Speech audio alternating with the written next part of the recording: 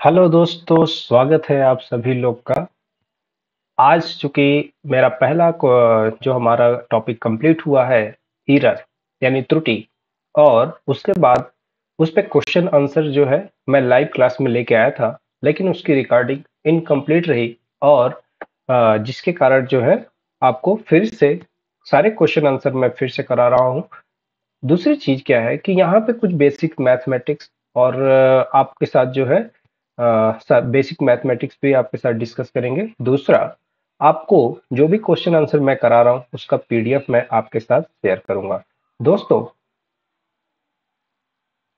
आप जो है हमारा एप्लीकेशन एक्सपर्ट सॉल्यूशन, ये इसका लोगो है, आप प्ले स्टोर से डाउनलोड कर लीजिए, जहां पे आपका यूपी पॉलिटेक्निक एंट्रेंस एग्जाम 2023 की तैयारी डेली बेसिस पे कराई जा रही है। आप मेरा कॉन्टेक्ट नंबर है 9453805573। इस पे मुझे कांटेक्ट करके भी आप जो है यदि कोई प्रॉब्लम आती तो आप मुझसे डिस्कस कर सकते हैं। ठीक है दोस्तों, ये एक छोटा सा क्वेश्चन है जो काफी इंपॉर्टेंट है। इसको आपके साथ मैं शेयर कर रहा हूँ। इसमें ये मैंने जो क्वेश्चन लिया है, ये आपका है कुमार मित्तल कक्षा 11 की किताब से है। पहला उदाहरण है, क्योंकि ये उदाहरण इंपॉर्टेंट लगा इसलिए मैं आपके साथ शेयर कर रहा हूँ। मीटर पैमाने पर दो छड़ों की लंबाइयां क्रमशः, अगर एक एक आप लंबाई नाप रहे हो जिसमें 50.0 सेमी और 10.0 सेमी नापी गई। मीटर पैमाने का अल्पतमांक यदि 1 मीटर है, आपने यहाँ पे सेमी नापा है और यहाँ पे क्या है, 1 मिमी है। ठीक है, तो दोनों मापों में किसमें अधिक जो है आपकी त्रुटि होगी। आप 1 मिमी नाप रहे हैं, ठीक है, कितना, 1 मिमी। याद रखना ये क्या है, मिलीमीटर। ठीक है, और जबकि आपकी लंबाई किसमें है, 50 सेंटीमीटर दे रखा है, किसमें, सेंटीमीटर। तो अगर आपको ऐसे समझ लो, इस मिमी को पहले सेंटीमीटर में बदलो, तो सेंटीमीटर में बदलेंगे तो 0.1 सेंटीमीटर आपका क्या आ जाएगा, ये आपकी डिस्टेंस होगी। ठीक है, तो 1 सेंटीमीटर नापने में इतनी की त्रुटि हो रही है। ठीक है, तो इसमें जो संभावित प्रतिशत त्रुटि होगी 0.1, ये आपका क्या हो गया, डेल्टा। अगर दूरी को आप एल से लिखो तो ये आपका हो गया डेल्टा एल, और उसके बाद आपका क्या आ जाएगा, तो संभावित त्रुटि delta L by L into 100। आप ऐसे करते हो तब जाके आपकी प्रतिशत त्रुटि निकल के आती है, जहां पे एल क्या है, टोटल लंबाई होती है। क्या होती है, टोटल लंबाई। तो 0.1 divide by 50 into 100 equal to, अब इसको आप सॉल्व कर लीजिए, यहाँ पे आपका 2 आ जाएगा। तो कितने प्रतिशत की त्रुटि आएगी, 0.2% की त्रुटि आएगी। जबकि आप 10 सेंटीमीटर नापेंगे, सेम ऐसे ही करेंगे, क्योंकि सेंटी में नाप रहे हैं तो दोनों में संभावित त्रुटि वही होने वाली है, 10 गुणे 100। आप यहाँ करेंगे तो यहाँ पे 10 आ जाएगा, एक में 10 में 10 का गुणा करेंगे तो लगभग 1% की त्रुटि आएगी। बच्चों, यूपी पॉलिटेक्निक एग्जाम में इस टाइप के क्वेश्चन जो है आपको देखने को मिल सकते हैं। ठीक है, तो इस चीज का जो है ध्यान रखिएगा। इसमें एक ये क्वेश्चन आंसर है कुछ, इसको ध्यान रखिएगा, ये काफी कॉमन सी टॉपिक है आपका मैथ में।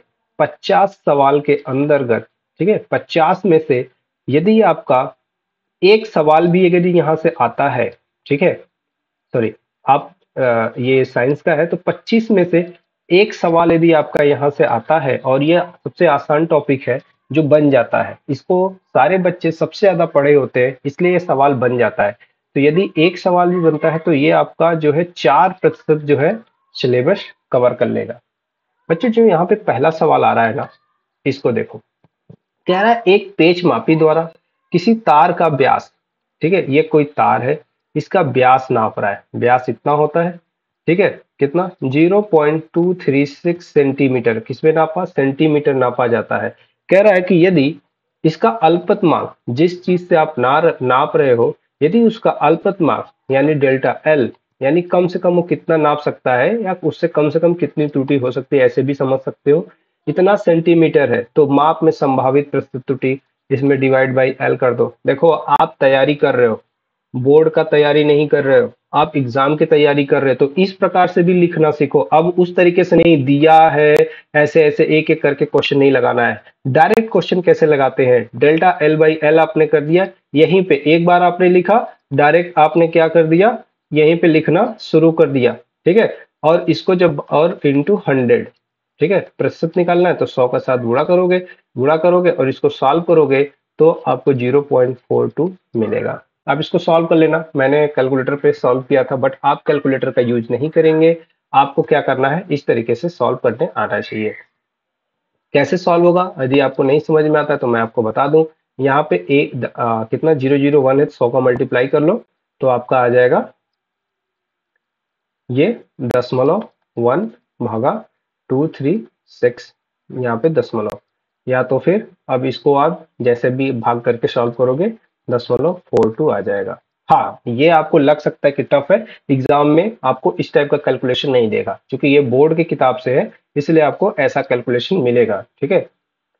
नेक्स्ट आता है सोने के एक टुकड़े का द्रव्यमान। आपने क्या किया, एक सोना का टुकड़ा लिया, उसका द्रव्यमान, ठीक है, उसका मास नापा, जो आपको मिला है 10 मिलीग्राम, 10 mg उसका क्या है, आपको वजन मिलता है, ठीक है। इसके बाद कह रहा है इसके मापन में अधिकतम प्रतिशत त्रुटि, कह रहा है अधिकतम प्रतिशत त्रुटि।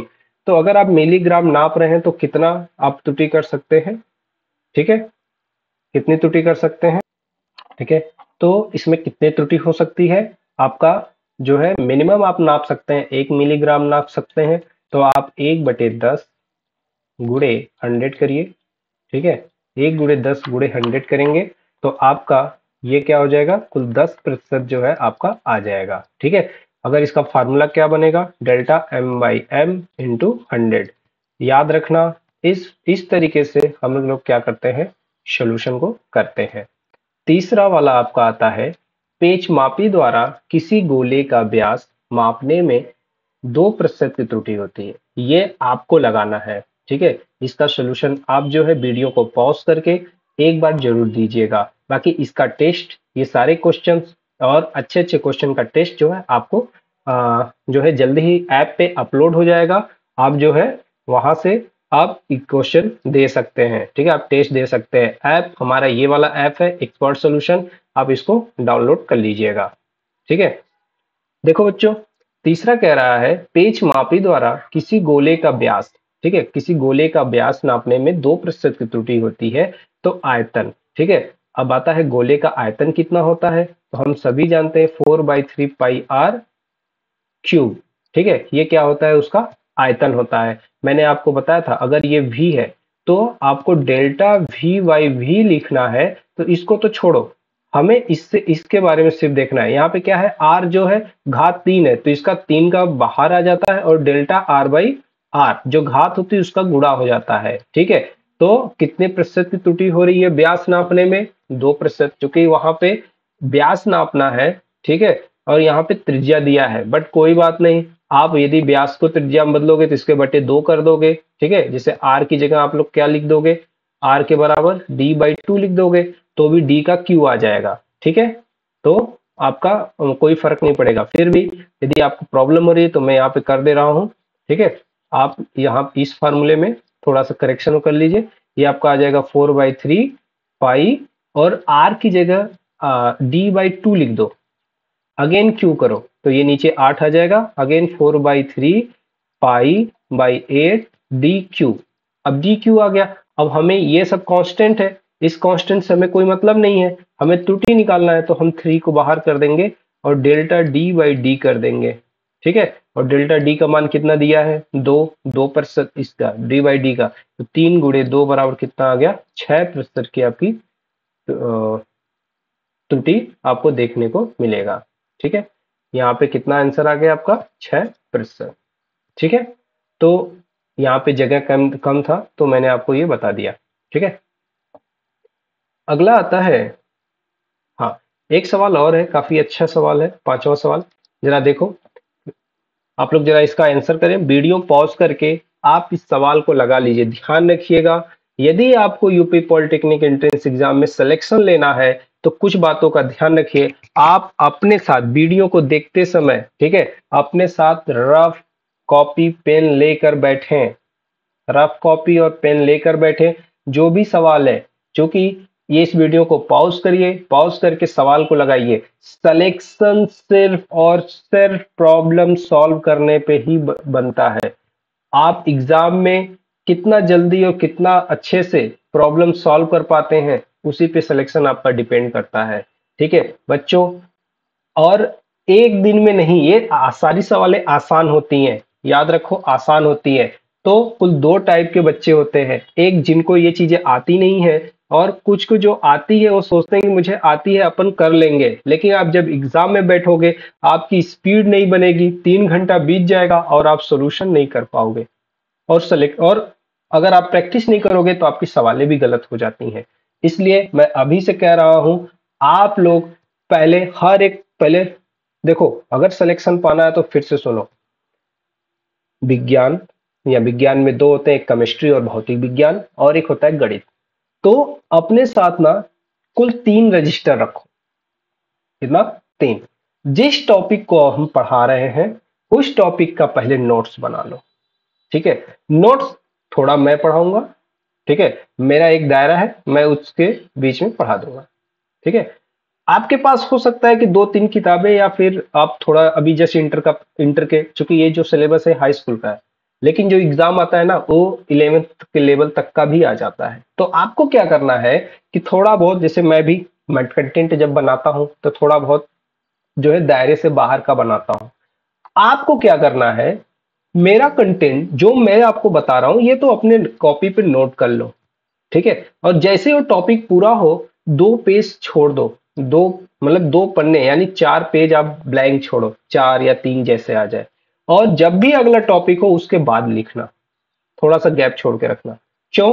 क्योंकि जब हम लोग रिवीजन करेंगे ना, तो वहां पे जब क्वेश्चन आंसर सेट लगाएंगे तो कई सारे सवाल के आधार पर भी हमको थ्योरी लिखनी रहेगी।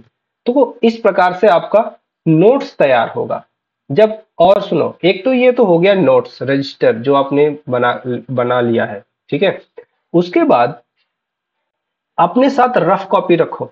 एक रफ कॉपी, जब भी आप वीडियो आप देख रहे हो, पढ़ाई कर रहे हो, रफ कॉपी रखो। ये जितने क्वेश्चन आंसर सामने आ रहे हैं उसमें जल्दी से जल्दी, अगर आप रिकॉर्डेड वीडियो देख रहे हो तो वीडियो को पॉज करके आंसर करो, और यदि आप लाइव देख रहे हो तो मेरे साथ करो। अगर आप टेस्ट दे रहे हो तो तुरंत जल्दी से जल्दी जो है अपना क्वेश्चन आंसर देने की कोशिश करो। ठीक है, तभी सिलेक्शन होगा। और 2 महीने 2.5 महीने का टाइम है, 2.5 महीने में कम से कम 2,500 सवाल लगाओगे, तब जाके सिलेक्शन होगा। जो लड़के इलाहाबाद जाके, लखनऊ जाके तैयारी कर रहे हैं, अगर उनको बीट करना है तो कंटिन्यूअस प्रतिदिन आपको कम से कम 100 सवाल, 200 सवाल लगानी पड़ेगी। अभी तो मैं 500 सवाल नहीं बोलूंगा, क्योंकि हमारे जो टीचर थे हम लोग से 500 सवाल लगवाते थे, हालांकि लग नहीं पाता था, लेकिन 300 350 सवाल हम लोग डेली प्रैक्टिस करते थे। सवालें याद हो जाती हैं, सवालें रिपीट होने लगती हैं, और एग्जाम में बैठते ही केवल सही ऑप्शन पे आंसर लगता है। ठीक है, तो इतना मेहनत आपको करने की जरूरत है दोस्त, और लग जाओ मेरे साथ में, सिलेक्शन जरूर होगा।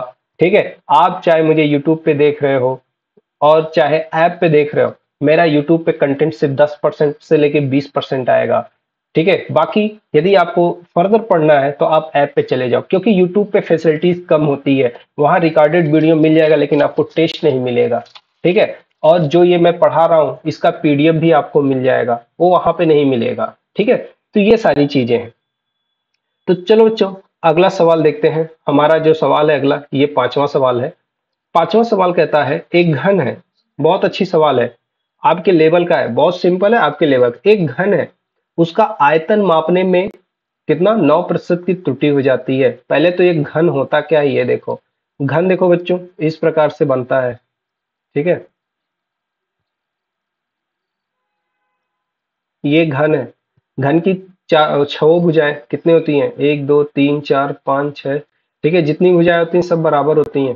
ठीक है, ये ए है, ये भी ए है, इसकी ऊंचाई भी ए, सारे सारे बराबर होती है। और घन का आयतन कितना होता है? घन का आयतन, आयतन V इक्वल टू होता है ए क्यूब। ठीक है, तो अब कह रहा है कि इसका आयतन मापने में, यानी डेल्टा V बाई V गुणे 100, 9% की त्रुटि हो रही है, तो उसका जो है क्षेत्रफल, घन की सतह का क्षेत्रफल, अब सतह का क्षेत्रफल नापना है, यानी कि इसका क्षेत्रफल पूछ रहा है किसी एक फेस का, कितनी प्रतिशत की त्रुटि होगी। तो आ जाओ, तो ये देखो v बाई वी गुणे 100, और ये हो गया। अब इसका निकालोगे डेल्टा ए बाई ए, ठीक है। तो यहाँ पे कितने प्रतिशत की त्रुटि हो रही है, 9% की, और यहाँ पे 3 डेल्टा ए बाई ए आपने लिख दिया। तो यहाँ भी गुणे 100 कर दो, प्रतिशत में बात हो रही है तो सब प्रतिशत चलेगा। 3 का इधर मल्टीप्लाई, इधर डिवाइड कर दो, 3 इधर जाएगा तो डिवाइड हो जाएगा, तो कितना आ जाएगा, delta A by A into 100 equal to 3%, मतलब ये भागों के 3 का 9। भुजाओं को नापने में यहाँ पे घन का आयतन दिया था, तो ये आयतन में 9% की त्रुटि है, तो भुजाओं को नापने में कितने प्रतिशत की त्रुटि हुई, वो भी 3% की त्रुटि हुई। अब इसके सतह का क्षेत्रफल पूछ रहा है, तो हम जानते हैं सतह का क्षेत्रफल, अब सतह क्या है, इसका वर्ग है ना, सतह का क्षेत्रफल, ठीक है। तो क्या हो जाएगा, ए स्क्वायर।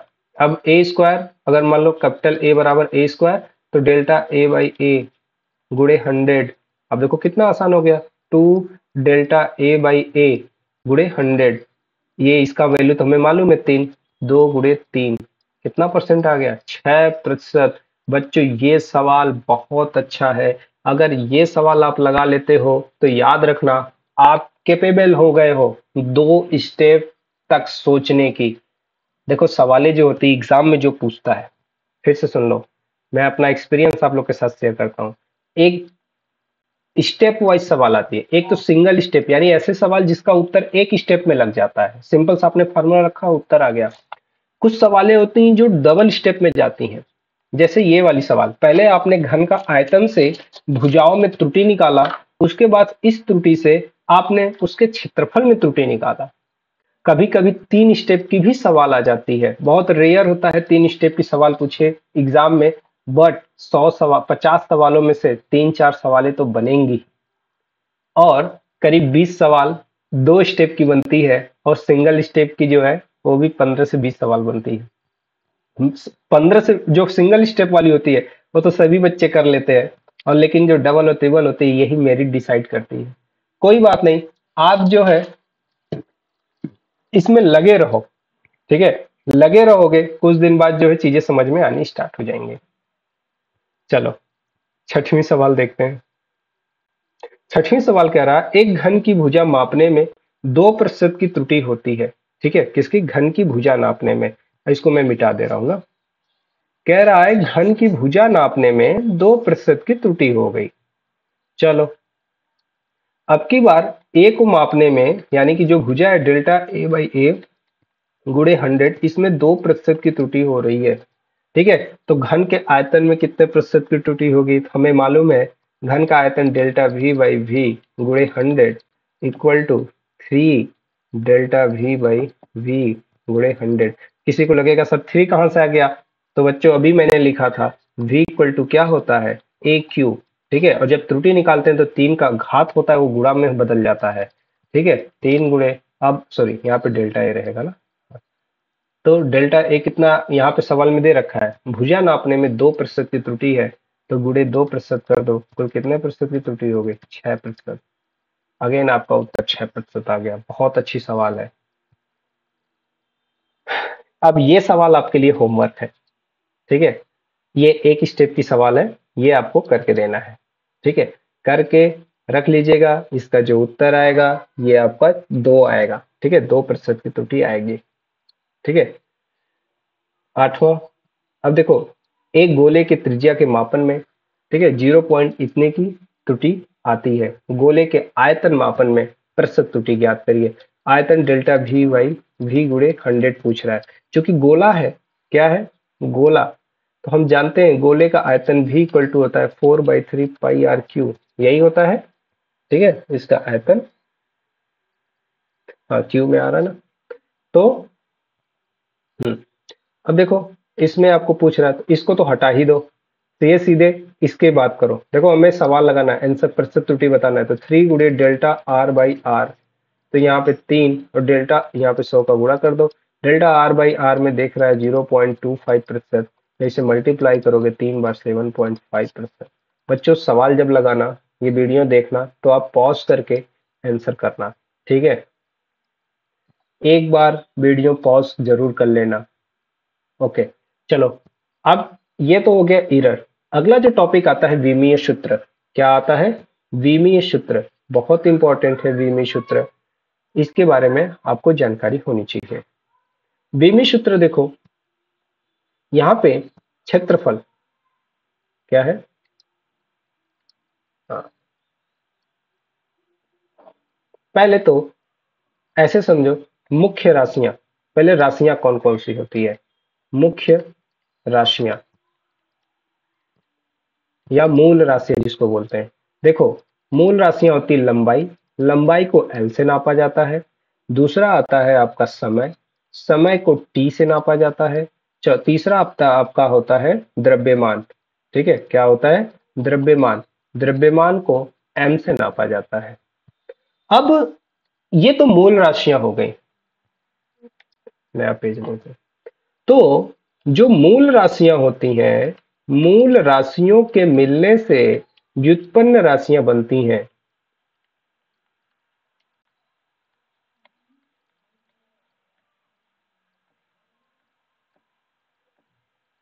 व्युत्पन्न राशियां बनती हैं, याद रखना। अब व्युत्पन्न राशियां क्या होती हैं? जैसे जैसे हम सभी लोग जानते हैं बल। बल बराबर क्या होता है? द्रव्यमान गुणे त्वरण। ठीक है, ये हो गया। इसके अलावा बल, थोड़ा सा भी रुको, एक सिंपल सा उदाहरण समझो। क्षेत्रफल। क्या? क्षेत्रफल। क्षेत्रफल क्या होता है? लंबाई। मान लो आयत का क्षेत्रफल या वर्ग का लंबाई गुणे चौड़ाई। अगर यहाँ पे देखो, लंबाई भी क्या है? लंबाई। और लंबाई का आपस में गुणा करने से क्या बन गया? क्षेत्रफल। तो क्षेत्रफल हमारा क्या हो गया? व्युत्पन्न राशि। वैसी तरह बल क्या है? बल दो राशियों का गुणनफल होता है, द्रव्यमान और त्वरण। तो हमारा बल क्या होता है? व्युत्पन्न राशि। त्वरण देखो, त्वरण भी क्या होता है? वेग का समय अंतराल, वेग बटे समय। वेग परिवर्तन की दर होता है ना, डेल्टा वी बाई ये। तो ये आपका क्या होता है? व्युत्पन्न राशियां होती हैं। तो व्युत्पन्न राशियां वेरी इंपॉर्टेंट। इसी का व्युत्पन्न इन्हीं राशियों का जब आप इस फॉर्म में रखते हो, जैसे एल का, लंबाई का एल, समय का टी और एम, इन इन पद्धति में इसको बोलते हैं एमकेएस पद्धति। ठीक है, एमकेएस पद्धति में इन सूत्रों का जब आप विवरण इस तरीके से लिखते हो तो इसे बोलते हैं विमीय सूत्र। ठीक है, जैसे क्षेत्रफल का होता है लंबाई गुणे चौड़ाई, तो एल गुणे एल मिलकर क्या बनते हैं? L square. आयतन, लंबाई गुणे चौड़ाई गुणे मोटाई, ये क्या बनेगा? 3 बार एल क्यूब। अब देखो, बीमी फार्मूला जैसे यहाँ पे लिखा है, बट आप इसको ऐसे लिखते हो, इसमें द्रव्यमान है क्या? नहीं। टी, टी के घाते 0, एल के घाते 2, ये हो गया आपका बीमी सूत्र। इसी तरीके से आयतन हो गया। वेग की बात करें तो वेग का होता है विस्थापन बटे समय, या चाल होती है दूरी बटे समय। यानी कि आपका यहाँ पे लिखा है एल बाई टी, आपने एल को ऐसे रहने, टी ऊपर जाएगा, घात -1 हो जाएगा। तो इस तरीके से इसको लिखा जाता है L to the power -1, bracket में लिखते हैं, कैपिटल ब्रैकेट में। उसके बाद त्वरण, वेग परिवर्तन की दर, बल हो गया, कार्य हो गया। ठीक है, त्वरण को देखो, यहाँ पे लिखा था हम लोगों ने। ठीक है,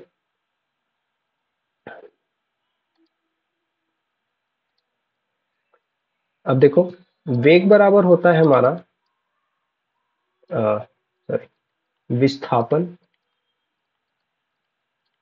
बटे समय। ठीक है, अब विस्थापन मतलब दूरी हो गया, इसको आप एल लिख सकते हो, समय को टी लिखते हैं। तो ये आपका हो जाता है एल टू द पावर -1। और जो त्वरण होता है वेग बटे समय। देखो, ये डेल्टा परिवर्तन होता है, लेकिन फार्मूले में ऐसे ही बस लिखा। ठीक है, वेग का अभी आपने पढ़ा यहां से एल टी द पावर -1 बटे समय को आपने टी लिख दिया। टी को फिर से ऊपर इसको ब्रैकेट में लिखते जाइए।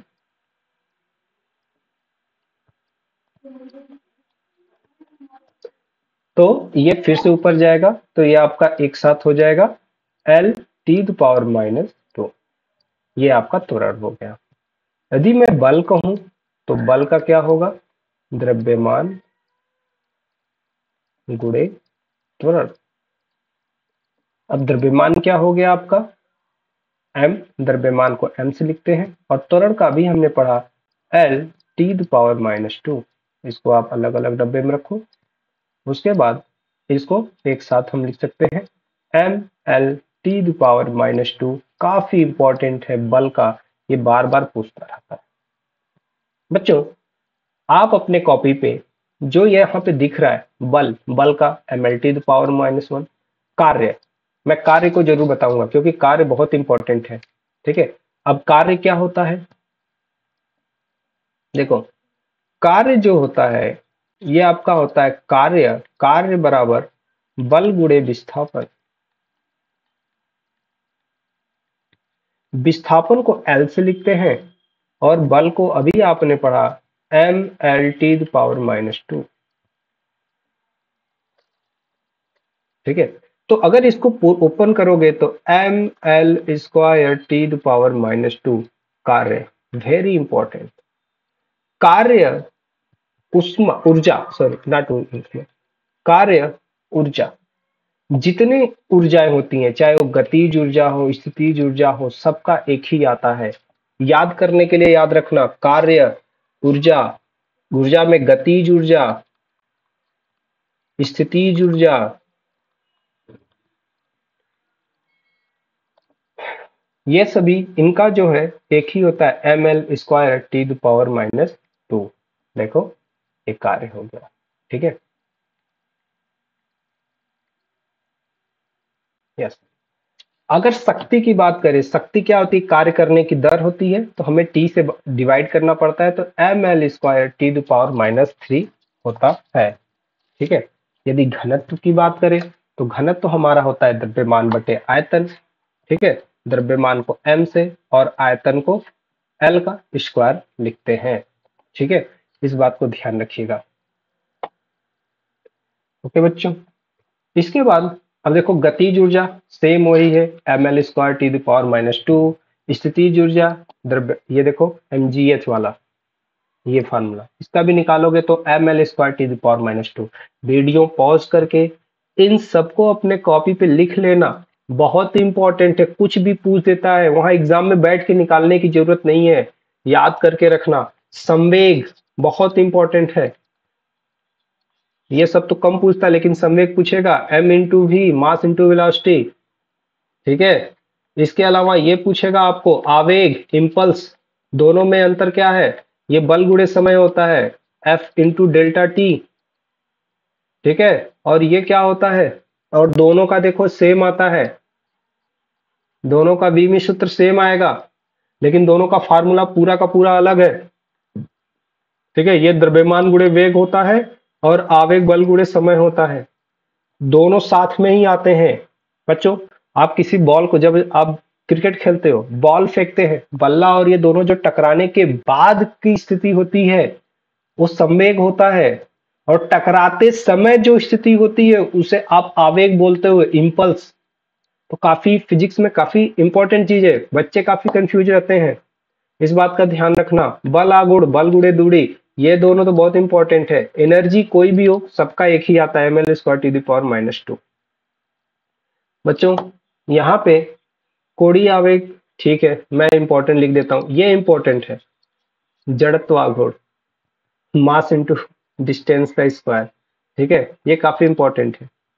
इसके अलावा एंगुलर मोमेंटम याद करके रखना, सॉरी कोणीय संवेग, ये भी थोड़ा सा याद कर लेना। ठीक है, कभी कभी पूछता है। विशिष्ट ऊष्मा, ठीक है, विशिष्ट ऊष्मा हमें मालूम है, हम लोग पढ़ते हैं डेल्टा क्यू बराबर क्या होता है, mL∆T, सॉरी ms∆T होता है ना, यहाँ से s की वैल्यू निकाल लेना, ऊष्मीय ऊर्जा। अब देखो ऊष्मीय ऊर्जा इसका भी वही होता है mL²T⁻²। ठीक है, चाहे कोई भी ऊर्जा हो, अगर नाम के आगे ऊर्जा आ रही है तो यही होगा। ठीक है, mL²T⁻²। द्रव्यमान गुणे ताप की वृद्धि, यहां से s का वैल्यू निकाल सकते हो, विमी सूत्र। ठीक है। गुप्त उष्मा की देखो यहाँ पे गलत आएगा, सॉरी, गुप्त उष्मा है, ऊर्जा नहीं है, तो ये उष्मीय ऊर्जा से इसका जो है थोड़ा सा डिफरेंट आएगा, क्योंकि यहाँ पे द्रव्यमान का भाग कर दिया जाता है। हमें मालूम है गुप्त उष्मा L बराबर होता है, ठीक है, Q by delta T, sorry, हाँ यही होता है ना, Q बाई डेल्टा टी। नहीं, इसमें उष्मीय ऊर्जा इंटू एम, यहाँ पे एम का भाग करते हैं, ठीक है। तो क्यू के बराबर हम लिख देते, यहाँ पे लिख देते हैं M S delta T by M, तो एम एम कट जाता है, तो एल बराबर आता है एस डेल्टा टी। ये हमारी गुप्त ऊष्मा होती है। तो बच्चों इन चीजों को ध्यान रखिएगा, काफी इंपॉर्टेंट है, इसको अवॉइड ना करिएगा, एक बार जरूर कर लेंगे, ये लाइफ टाइम याद रहता है, कभी नहीं भूलता। चलो, इसमें वीमी सूत्र में इतना ही है। अब कुछ क्वेश्चन आंसर कर लेते हैं। नंबर 1 आपका आता है, चलो मुझे बताओ कि सूत्र M L square T to power -2 क्या व्यक्त करता है। बच्चों यदि इस प्रकार का सवाल आए तो कैसे करना है। इस प्रकार का सवाल आए, अगर आपको नहीं आता है तो आप 4 ऑप्शन होते हैं, इन चारों ऑप्शन को एक एक करके आप सॉल्व करिएगा। मैं ए ऑप्शन होता है आपका दाब, दाब बराबर होता है बल बटे क्षेत्रफल। एक एक मैं आपको बता दे रहा हूं, यहां से आप सभी कर लेंगे, बाकी आपका होमवर्क रहेगा। दाब बराबर होता है बल बटे क्षेत्रफल, और बल का हम जानते हैं एम एल टी पावर -2, और क्षेत्रफल का होता है एल स्क्वायर, ठीक है। अब ये ऊपर जाएगा, चूंकि यहाँ पे एक है तो ऊपर जाएगा एम एल 1, और sorry L to the power -2 T to power -2। अब ये आप सॉल्व करोगे तो कितना आ जाएगा आपका m L to the power -1 T to the power -2। तो ये तो इसके साथ मैच नहीं कर रहा है, तो पहला ऑप्शन क्या हो गया, गलत। दूसरा आता है शक्ति, शक्ति बराबर होता है कार्य बटे समय, ठीक है। तो कार्य, कार्य बराबर क्या होता है बल गुणे विस्थापन। देखो ऐसे अगर आपको नहीं आता ना, आप ऐसे निकाल भी सकते हो, बहुत टाइम नहीं लगता, बटे समय। तो बल का क्या होता है हम जानते हैं एम एल टी पावर -2, विस्थापन एल हो गया, और समय टी। टी का फिर से ऊपर जाएगा तो आपका आ जाएगा M L square T power -3। ये आप सॉल्व कर लेना, ये दूसरी सी ऑप्शन भी क्या हो गया, गड़बड़ हो गया, ठीक है। इसी तरीके से आप रेखीय संवेग को कर लीजिएगा, एम इंटू वेलोसिटी। अब चौथा आता है डी आपका, ठीक है, ऊर्जा, ठीक है, ऊर्जा।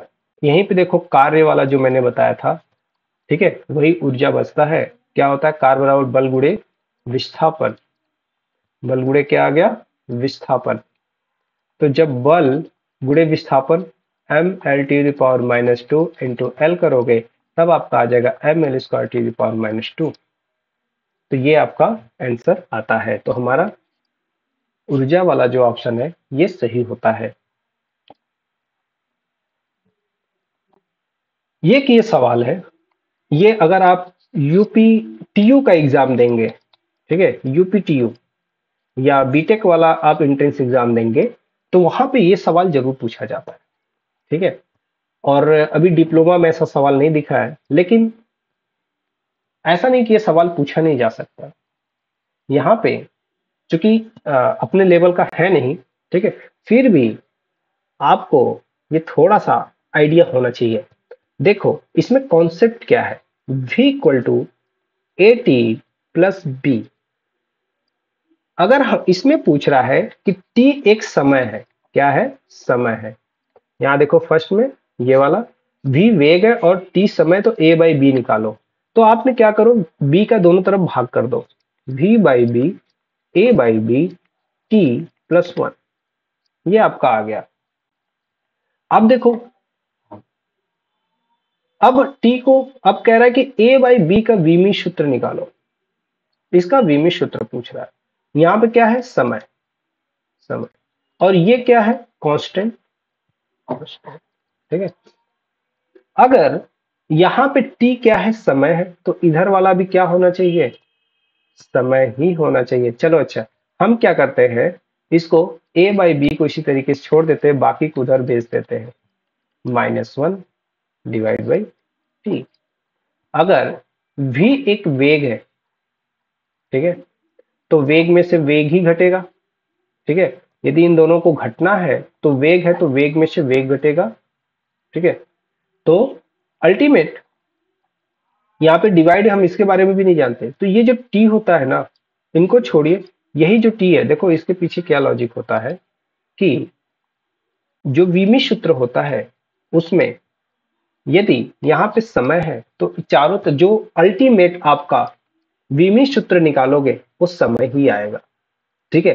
फॉर एग्जाम्पल के लिए अगर मैं यहाँ पे t इक्वल टू लिखूं, सिर्फ t इक्वल टू, तो v minus B divide by A.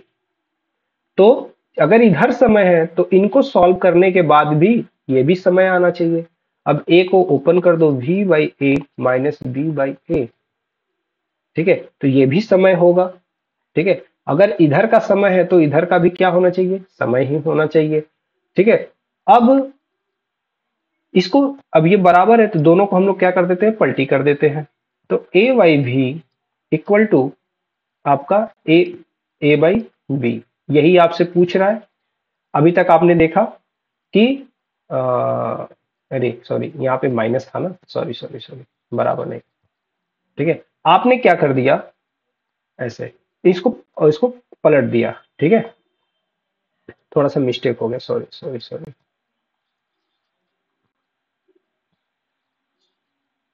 Again फिर से देखते हैं, यहाँ पे थोड़ा सा गड़बड़ हो गया। देखो v equal to A T plus B, B का दोनों तरफ डिवाइड करो, हाँ, बी का डिवाइड नहीं, बी को इस तरफ भेज दो, v minus B equal to A T. अब a को डिवाइड कर दो, v minus B divide by A equal to T, ठीक है, ये आ गया। इसके बाद हमें क्या करना है, हाँ, ए बाई बी निकालना है ना, तो हम क्या करते हैं, इस पूरे को पलट देते हैं। तो 1/t equal to A by V minus B, ये आपका आ गया, ठीक है।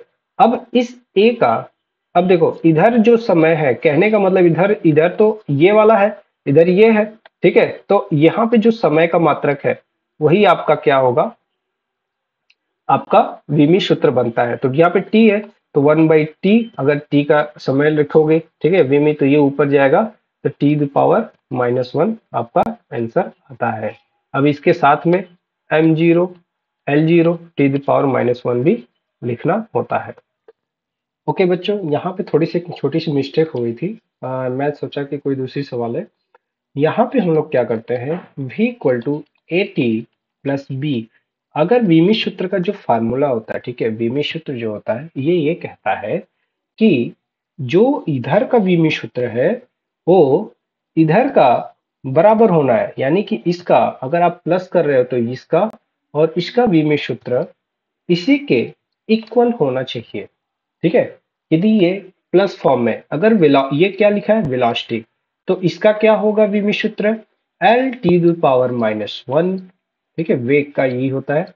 तो उसके अकॉर्डिंग जो यहाँ पे ये टर्म लिखा गया है, इसका भी यही होगा, इसका भी यही होगा। तो यहां से a इक्वल टू आपका आएगा एल टू द पावर -1 और b equal to, sorry, A T बराबर आएगा एल टू द पावर -1 और b इक्वल टू बी आएगा ए टू द पावर -1।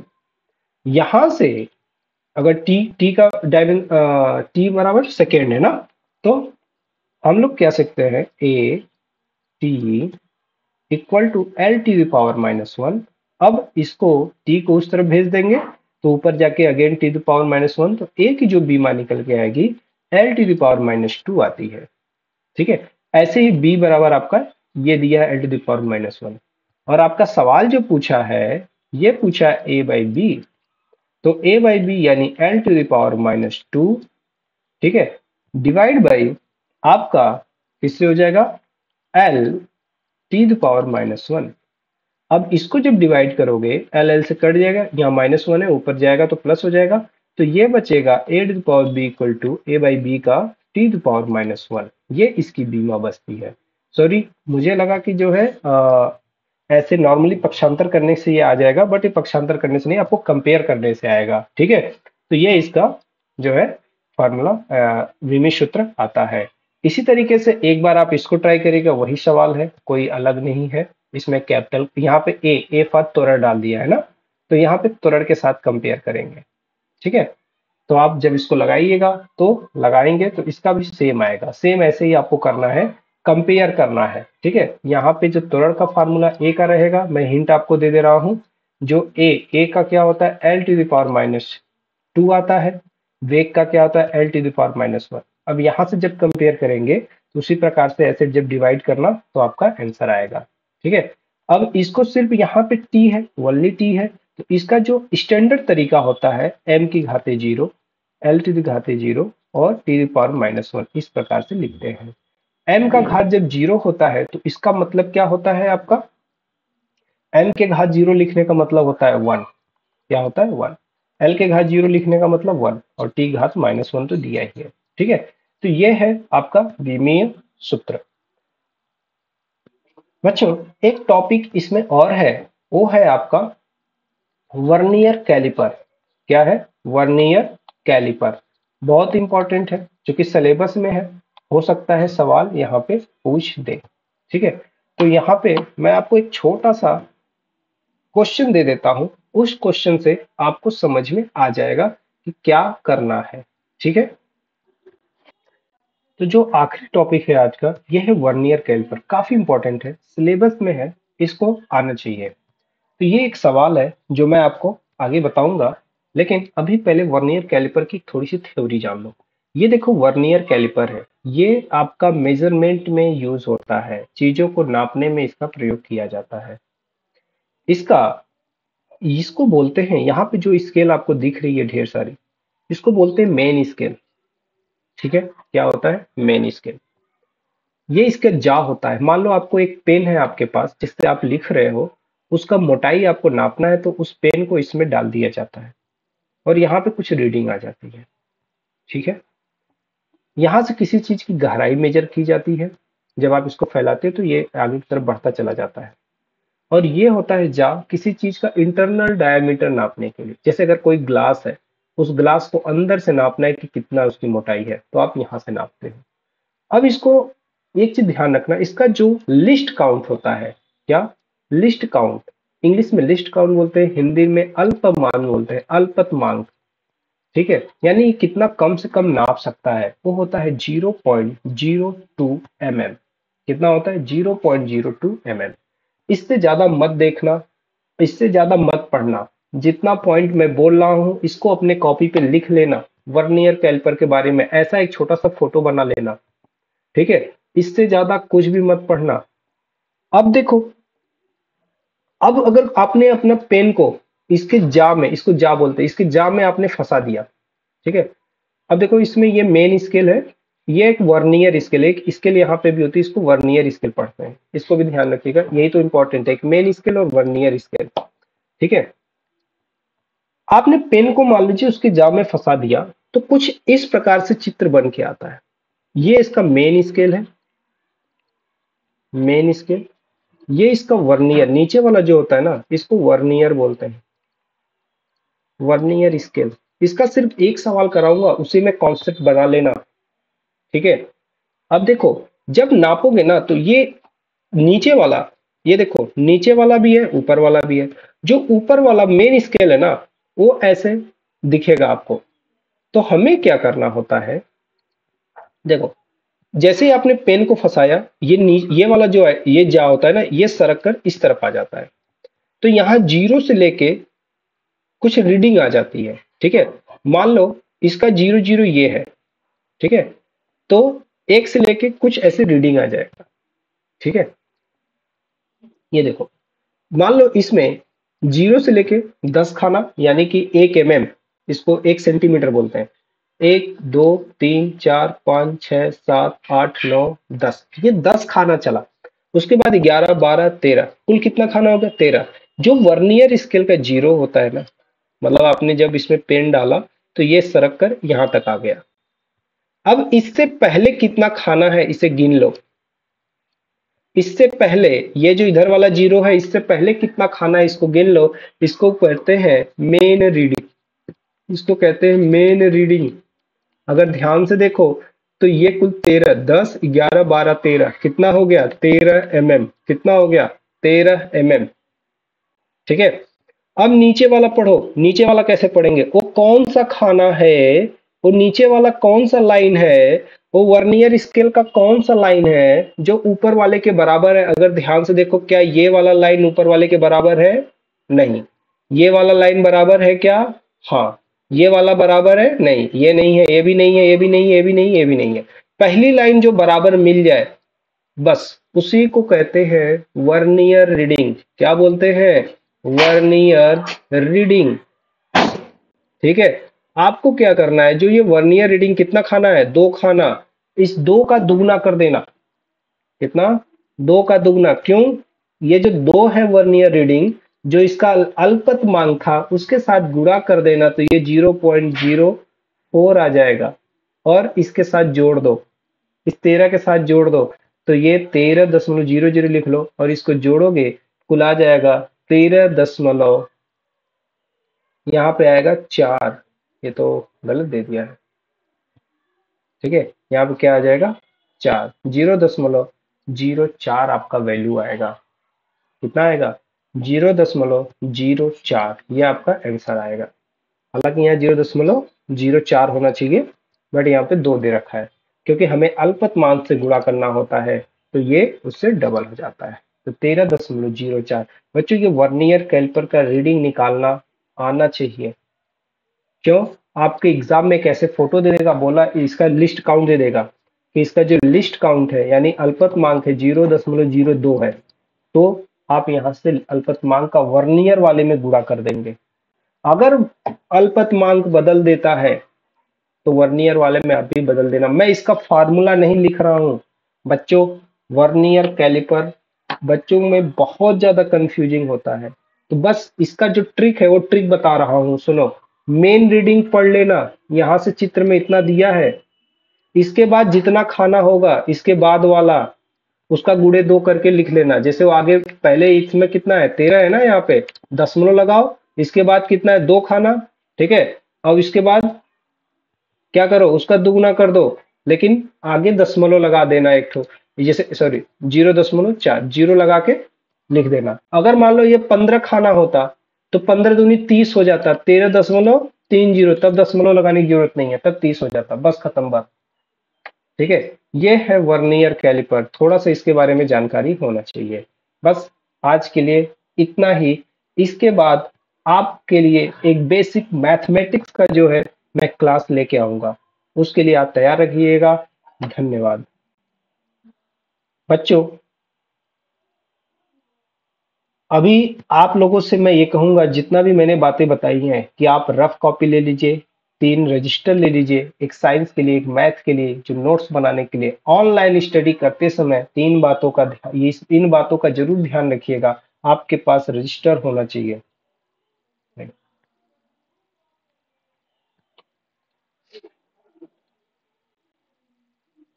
ठीक है। ओके। थैंक यू सभी लोगों को।